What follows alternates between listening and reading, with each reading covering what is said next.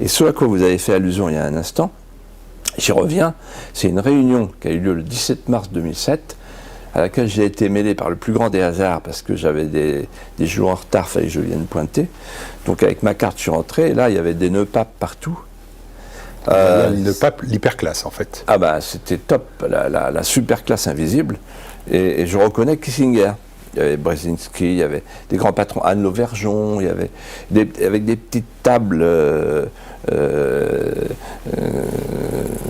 très bien achalandées. Et ils parlaient entre eux, puis il y a eu les discours, et je suis resté jusqu'au bout. Et en fait, ce que j'ai compris, c'est que c'était la trilatérale branche Europe. Ils étaient 400. Et il disait qu'il faut détruire les nations. Il disait qu'il faut détruire l'homogénéité des nations. Très intéressant. Pour pouvoir augmenter les marchés. Avoir le marché planétaire de masse.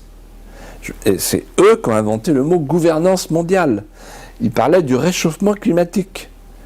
Il disait que dans les écoles, au lieu de dire aux enfants « sauvez votre pays, sauvez votre région, sauvez l'arbre qui est en face de chez vous », non, sauvez la planète, c'est là. Et il parlait de la nécessité de réunir dans le même combat les deux libéralismes, le libéralisme économique, en faisant sauter les frontières, et le libéralisme sociétal. Ils ont le droit de discuter entre eux, ce sont des chefs d'entreprise, ou discuter aussi avec des chefs d'entreprise, ils l'ont fait au Parlement européen, et pas forcément un complot. Absolument, c'est pas forcément un complot, ils n'ont pas besoin de comploter, ils ont le pouvoir. Ce que m'a dit un jour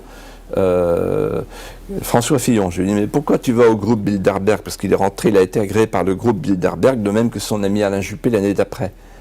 C'est quoi? Dans l'Évangile, on dit, faut pas mettre la lumière sous le boisseau.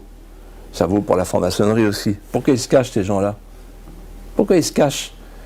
Il vous a répondu quoi? Et il m'a répondu, incroyable la réponse, il m'a dit, que veux-tu, c'est eux qui nous gouvernent.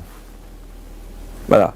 Donc en fait, le groupe Bilderberg, la trilatérale, ça existe. Alors, la différence entre moi et beaucoup d'autres, c'est beaucoup de gens disent, ah, c'est le complot, la conspiration mondiale. Non, mais non, ils ont le pouvoir.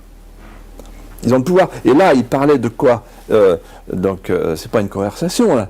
Ils disaient, voilà les objectifs. Et parmi les objectifs, ce jour-là, en 2007, il y avait le fameux traité transatlantique. Et ce traité transatlantique qui se prépare, c'est un traité qui va installer un tribunal arbitral privé permettant aux entreprises multinationales, nationales, de traîner les États, de faire condamner les puissances publiques. C'est un traité dans lequel, par exemple, les appellations contrôlées, les appellations protégées disparaîtront. Et on nous imposera le poulet, le javel, etc.